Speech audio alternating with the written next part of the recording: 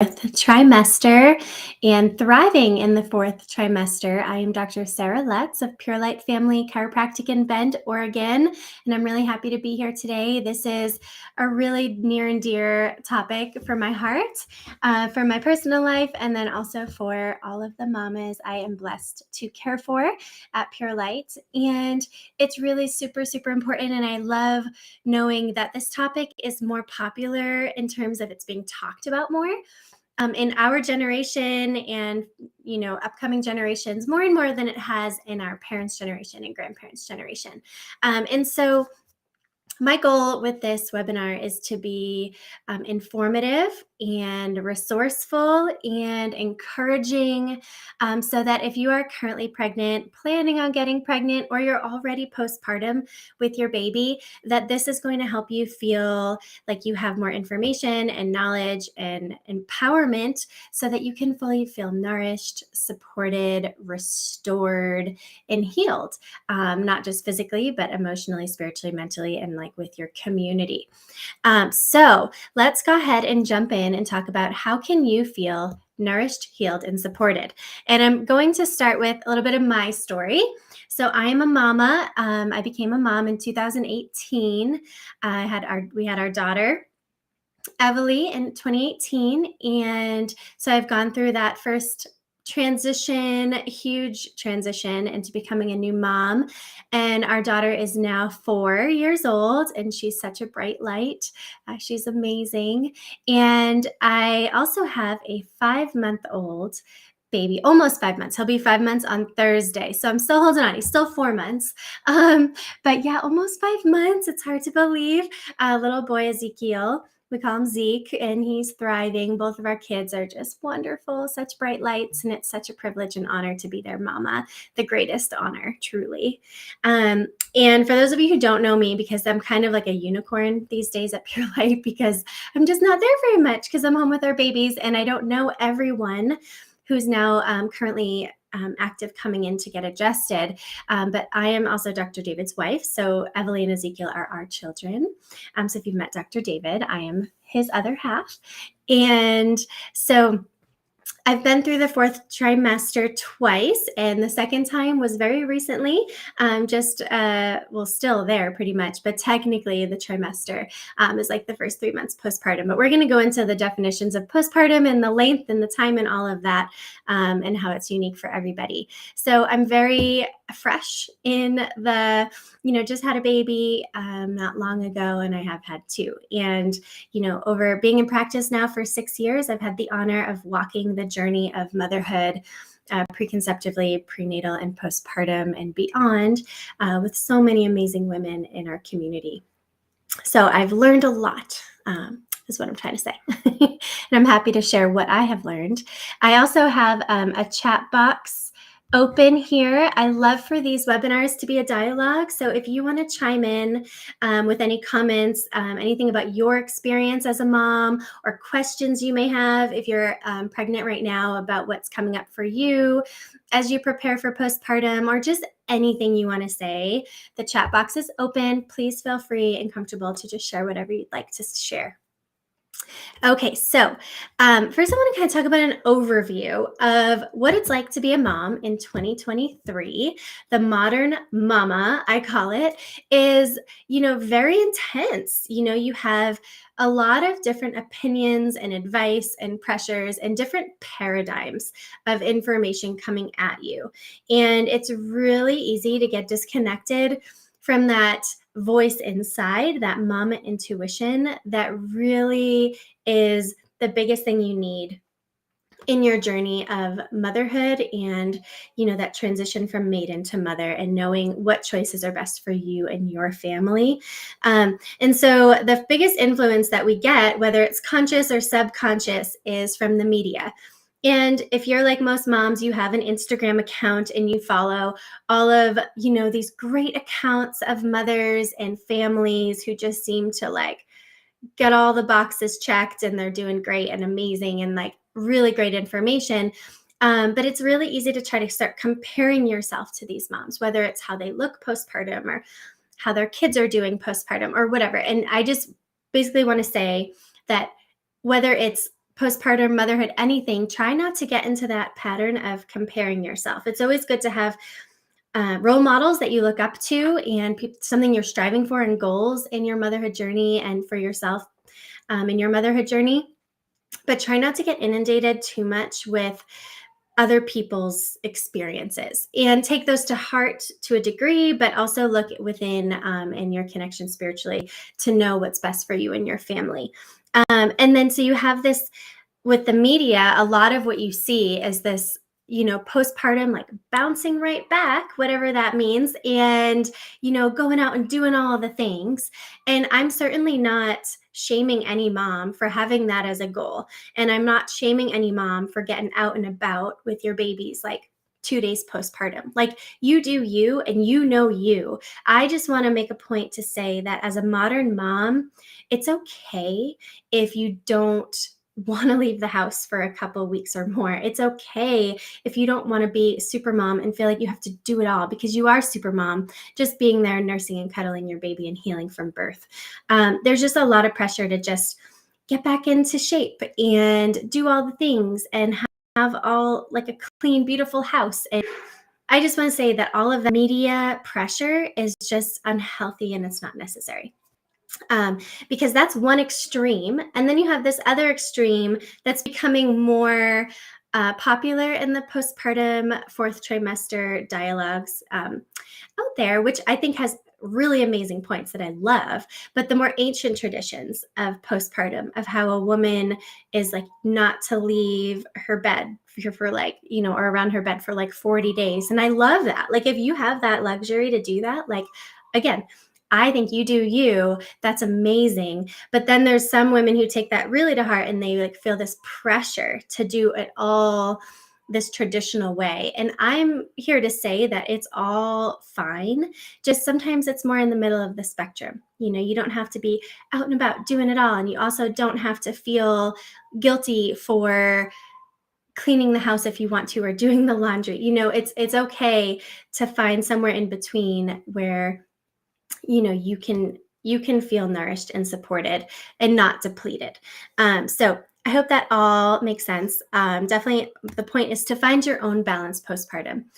And what is postpartum? So in some traditions, it's called the sacred window, which I think is a beautiful way to call it, because it is this sacred time where it's just precious. You have this amazing experience of birthing your child. And all births are amazing and beautiful. And so whatever that experience was for you, you have your precious baby and you're bonding, you're learning how to nurse, you're figuring out your new body, you're just in this sacred time.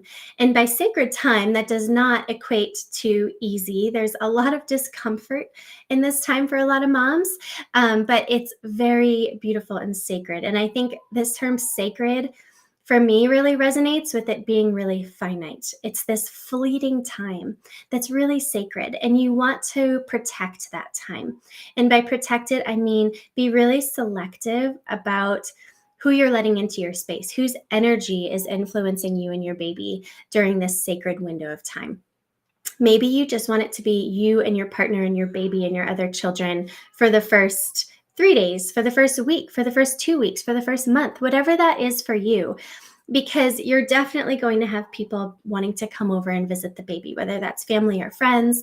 You're definitely going to have a lot of text messages and social media, comments and all these things when your baby comes.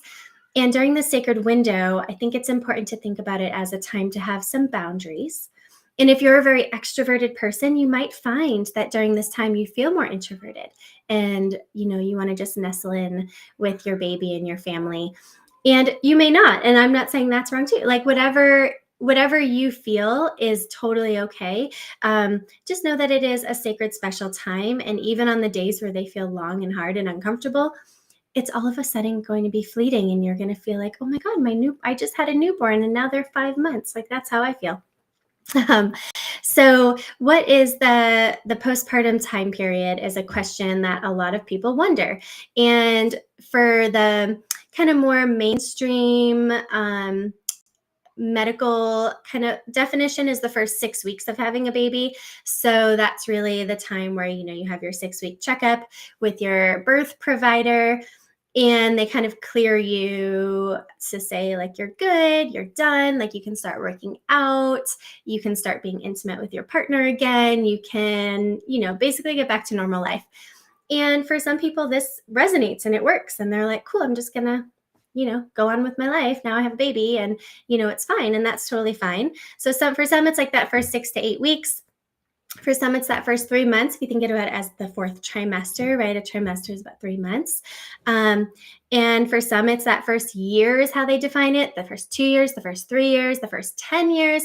And my opinion is that it's forever. So postpartum means after childbirth. And it's a time that will never go back to how it was before. And I think that's a beautiful thing. You've gone through this transformation from being from a maiden to a mother, and you're a mother forever. And yes, in terms of replenishing your body, in terms of balancing your hormones, in terms of how long your nursing journey is going to be, as your fitness journey, whatever that, part of your life you're looking at, yes, there's more of a time frame on some of those things. But in terms of postpartum, it's forever. And I really urge women to not feel like they need to go back to where they were before. This whole concept of bouncing back. Hey, Courtney, yes, postpartum is forever. It's true.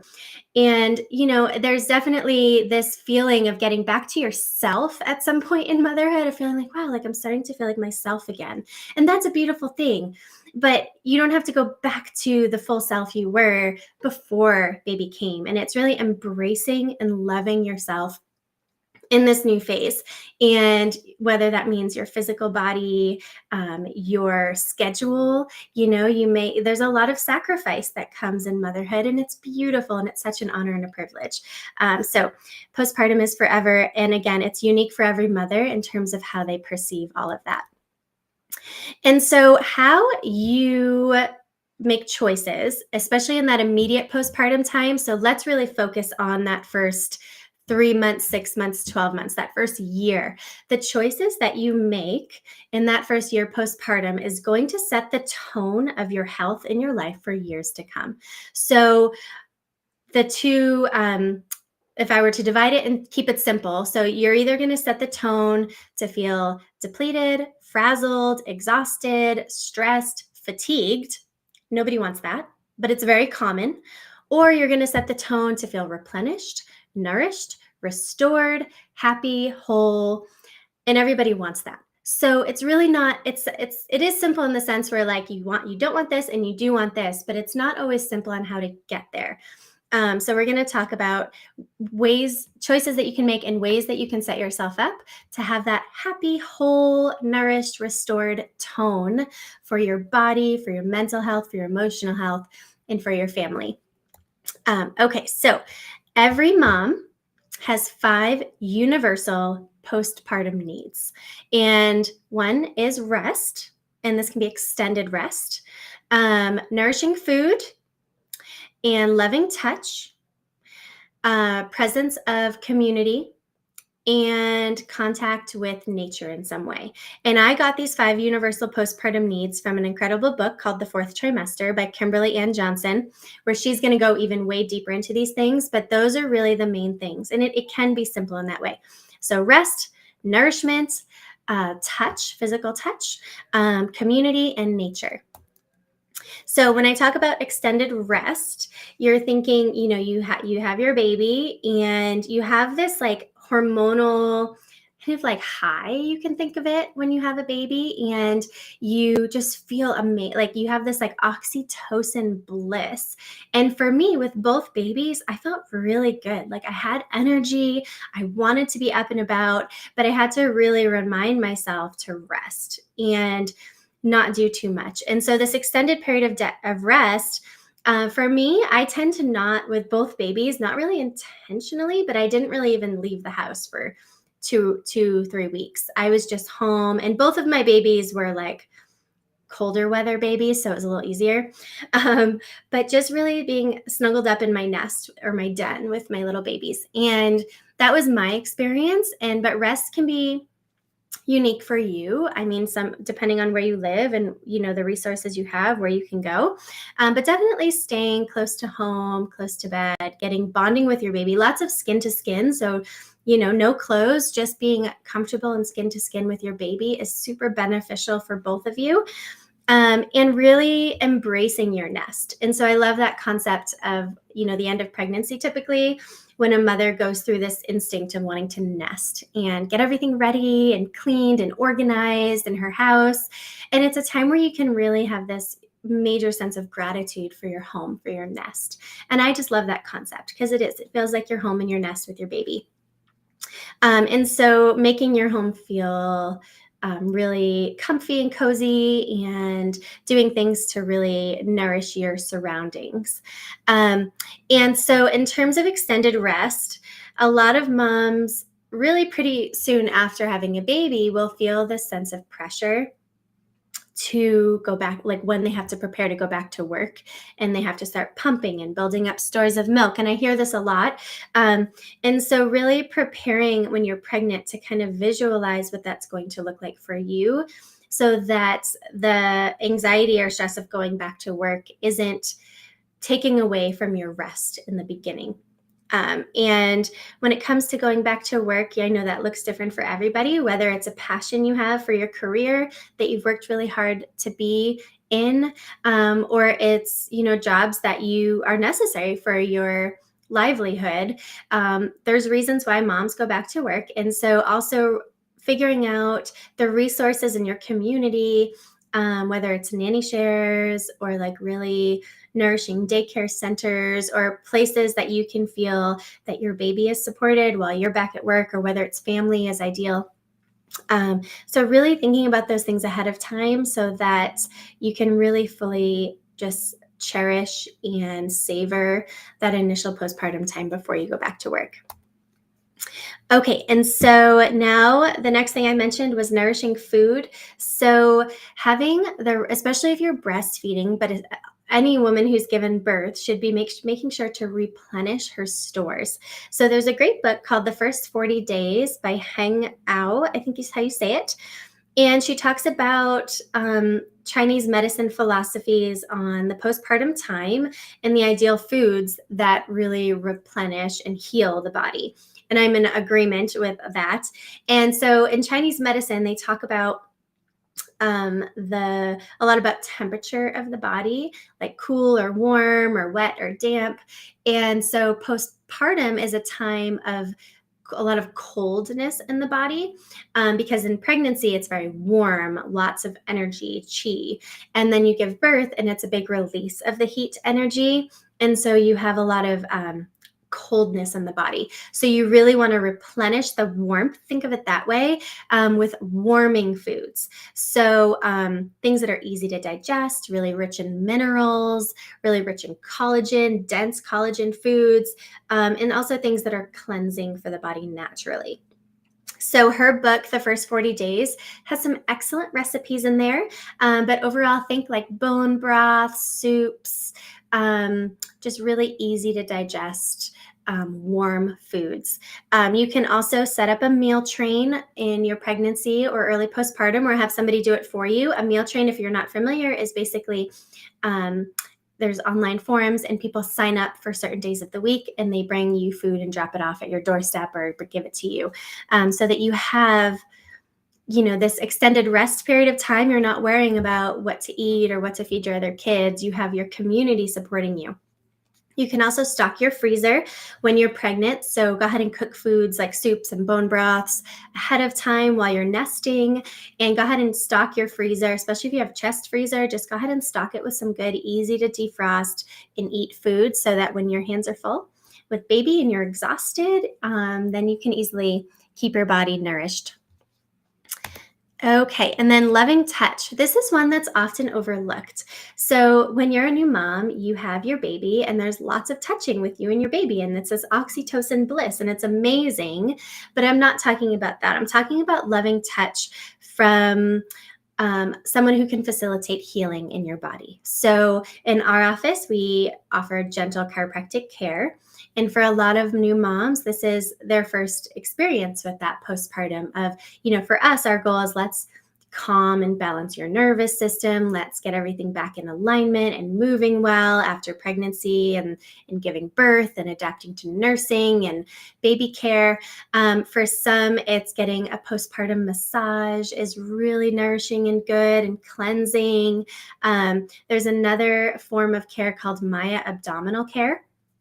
And this is, I think, really essential for women to basically, it's a massage of the abdomen, and a Maya abdominal massage therapist is trained in helping to make sure that all the fascia, which is all the basically lining around the muscles and the organs, is cleared of any scar tissue or stress, making sure all the organs settle back into place as, everything's changing postpartum back from pregnancy.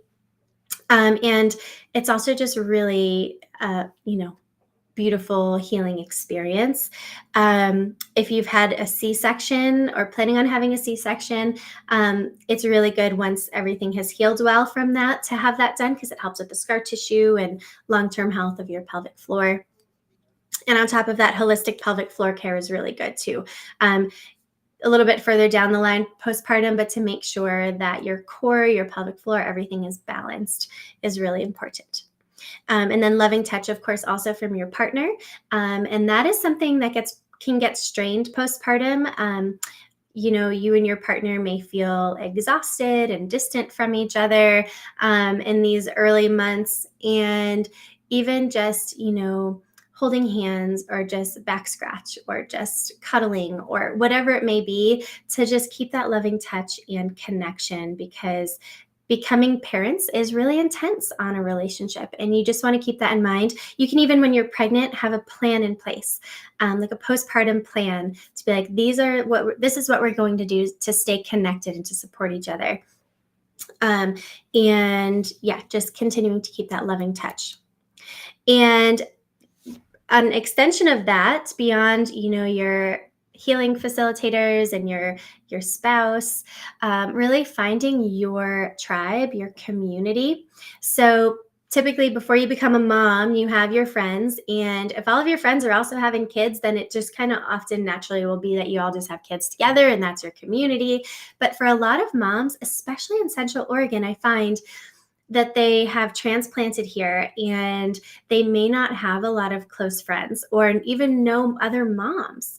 And it's really can be isolating when you're in this new postpartum phase if you don't have a community. So we're really big in our office of trying to create community, and we try to put on as many events as we can and hold, space for classes and mom groups to get together for moms to meet and connect and have that community. So especially so if you're away from your roots where you grew up with your friends, really making that effort and finding your people is going to make a huge difference for your emotional and mental well-being as a new mom. And really being discerning and, selective in a way for who's going to be in your tribe. Who do you want to be around? What type of moms do you want to be around? What interests do you have? What's your worldview? What's your ideologies? And really being selective on seeking those moms, and how do they parent? So finding people who are very similar to you, or moms who are experienced who you can learn from, that are in alignment in other ways is really great. And staying connected to your partner, we talked about, is super, super important. And then showing up at events in the community. So sometimes the hardest part for me in motherhood is just like getting everybody ready and out of the house and like showing up for something on time. And I really think that when you make that effort and you do show up and you go, it's always worth it, to see your kiddos or your babies like connecting with the community, meeting new people, seeing people, catching up, as much effort as it can seem sometimes to like show up. When you show up, it really is worth it. And especially as the weather gets nicer soon. I know it's snowing out today, but I say soon because I'm hopeful. And on that same note of, getting outside and showing up, getting out in nature is really great. And we're so blessed to live in Central Oregon, where nature is not that far away. I have certainly lived in other parts of the country where it takes effort. You have to really think about where you can find nature. Like, where is there a state park? Like, where is there, how many miles down the interstate do I need to go to find this little state park to go out in nature? We don't have that. We can literally drive in any direction from anywhere in Central Oregon and be out in nature. And that is such a privilege. And it's clean and it's beautiful. The air is fresh. Everything is so healing. So, getting out in nature. And that can even just mean walking through your neighborhood, truly, like no pressure to like go on a hike with your baby. If you want to, I love that. But just getting outside, fresh air. You're typically going to be up early in the morning with your baby. One of the best things you can do for your nervous system, your adrenals, is to have that initial daylight, that sunlight. So get outside or just stand in the window when the sun's rising and feel that.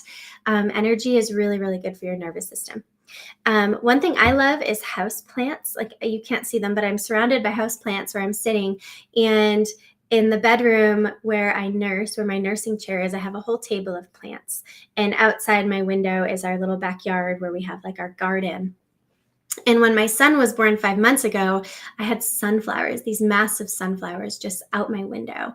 And that is one of my favorite memories. And just having houseplants or nursing with a view, setting yourself up, where's your little cozy corner where you want to nurse your baby the most, and surround yourself with that nature, that positive energy. Herbal tea and taking herbal baths, also herbal steaming. We have a whole webinar on the benefits of pelvic herbal steaming postpartum and how that's essential. Dr. Liz did it with a woman named Kylie James last week, and there was some audio issues, so it's being recorded again, I think next week. So go ahead and tune into that. Those things can be really, really healing and replenishing for your body. And then also, we often, especially when you're just in the slower day-to-day life routine as a new mom, you can end up on your screen a lot, on your phone or your computer or your iPad. Try to trade that screen time for outside time. So if you find yourself getting into the habit of nursing and scrolling, you're on your phone, go ahead and log off, put your phone away, and put your baby in the stroller, in the carrier, baby wearing, and just go for a walk outside. Just get outside as much as possible. That contact with nature is going to make a huge difference for you. Okay, and now when it comes to postpartum, a lot of moms will ask me when they come in, like, when can they start their movement and strength routine again? And this is different for every woman depending on your pregnancy, on your birth experience, and just your physical constitution and where you're at. Everybody's healing time is different. Everybody's pelvic floor balance is different. And then everybody's schedule is different. So this is a very unique thing to talk about, but my biggest thing to start with is breath work. So I always tell moms, like, you'll be amazed at how just really intentional, whole diaphragmatic breathing can be on your core strength and getting everything feeling back tight again in your deep core, which is the foundation of any fitness routine. So diaphragmatic breathing, I often go over this with moms one-on-one when they come in for their adjustments, but you can also YouTube it. It's really basically working on engaging your pelvic floor, your ribs, your diaphragm, and your transverse abdominis muscles, which are the side kind of like corset muscles of your abs, and really getting everything healing and back. So if you're going to start anywhere, start with breathing, and don't underestimate it. It may seem like, if you're someone who loves working out, it may seem frustrating that you're just starting with this breathing. And there's so many great programs out there for postpartum exercise. Birth Fit is one that's really great. You can go on their website. They have a YouTube channel, social media. And there's truly so many amazing, I can't think of them all off the top of my head, but so many programs you can follow to make sure that as you're easing back into working out, that you're setting your body up that tone again to feel balanced and healthy and strong, and preventing injuries or long-term issues in your body. And then creating the time is often one of the hardest parts because you're tired and you may not have the motivation, or when you do have the time, you're like I need to do laundry or this or that. So really figuring that out for yourself when you're ready, to figure out when can you have a consistent time and support for somebody to help you with the kiddos, or sometimes just working out with the kiddos can be really fun. But I personally also really love that like dedicated time to move my body and focus and exercise and breathe without interruptions. But you do whatever you need to do. And I also want to talk about navigating your emotions and your hormones. So postpartum, you're going to feel all the feels. And the title of this webinar is Thriving in the Fourth Trimester. And I truly want to see you thrive in the fourth trimester. But I want to be clear that thriving doesn't mean that there's no hard days. So I can say, so I'm 5 months postpartum almost right now with Zeke. And I feel overall that I've been thriving during this time. However, I've had some really hard days. I've had things come up in my body. I've had, days that were felt really long and challenging. And that doesn't mean that I wasn't thriving. It doesn't mean I haven't had days, especially early postpartum, where you're just teary and crying. And that's okay. I think that there's so much pressure when you say the word thriving to like feel like guilty if you have a hard day. And I want to make that clear that that's not me. I'm very real and raw about that. Postpartum is not easy, and you're navigating these hormonal shifts, these huge, especially that first couple weeks postpartum. It's a whole lot of feeling, and that's okay. It's beautiful, and it's part of the journey. And just knowing that you're going to be riding these waves, and to be gentle with yourself, to ask for help when you need it, and to also be aware of patterns. So if you're consistently feeling symptoms of sadness or rage or just depression, anxiety, it's okay to ask for help. Postpartum depression and anxiety affects way more moms than is talked about. And that's something I'm always checking in with moms when they come in to get adjusted to see. And I have some great referrals for therapists and community members who support moms postpartum to help them through these intense times. And I just want to say that I'm always here for that. Dr. Liz, Dr. David, we're always here to hold space for you. And also just know that you may not have postpartum depression or anxiety necessarily, but you're going to have days where you feel low. You're going to have days where you feel anxious, especially if you're a first-time mom. There's so much newness. There's a lot of change in your identity. So there's grieving. There's your birth story. Did your birth go as planned? Was it everything you hoped for? Or what's more common is birth plans change. Things go differently than you had hoped for. Things weren't what you expected, and that's okay too. But it takes time. My first birth was a lot longer than I expected. The birth plan did not go as I had envisioned. And it took me a long time to really process that and understand why. And I learned so much. And then going into my second birth, it was a completely different experience. And it was very redemptive and healing. And every mom's experience with birth is different. And I love all birth stories. Whatever your birth is, however it unfolds or has unfolded, it's beautiful, but it takes time to process. And you need to process it yourself. I think journaling and praying about it is a beautiful way to find answers and clarity and healing. And then also talking to others about it is really, really great. And actually, really, there's typically sometimes events in town where it's birth telling events, and it's something I want to host again soon, is a time where moms can get up and share and talk about their birth stories.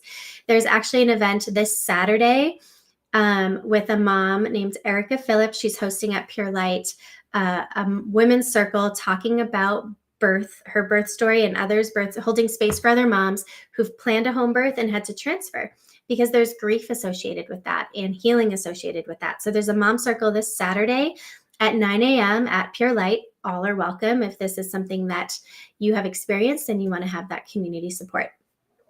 And then other things that are helpful, just side note, is other healthcare professionals who provide homeopathy care. Essential oils are amazing. We have an amazing two mamas who host essential oil classes at Pure Light as well. We have one coming up. I think is it this week or next week? Courtney, if you're on here still, it's all our events are always posted on our social media and reshared. So, and we always know in our office, we have flyers up if you come in. So essential oils are really amazing postpartum. Homeopathy, having a great naturopath who can support you postpartum is great. And so that's all that. And then I just want to, it's this week. Thank you, Courtney. So essential oil class is this Thursday at 7 p.m., right, Courtney? And it's just incredible information. doTERRA oils are the best ones out there. I love them. I use them at home all the time. And Courtney is a wealth of knowledge. So if you can join, she hosts classes once a month, but the next one is this week. Okay, and then I just want to touch on a huge postpartum topic that really is a whole webinar on its own.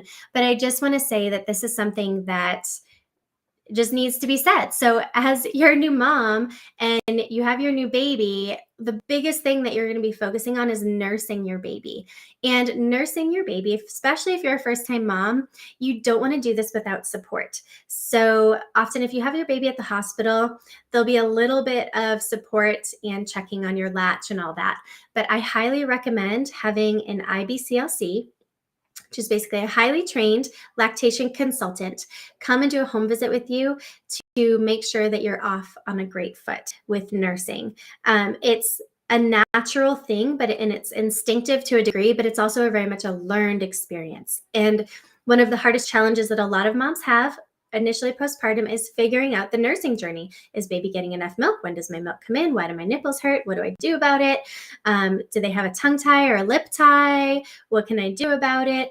And that's something when you bring your baby in with you postpartum to see us at Pure Light, we always love to do an assessment on baby. We check for oral ties, we check for tension in the jaw, the neck, the cranium to help relieve any tension from the birth experience to allow them to have a good latch. So that's an essential step.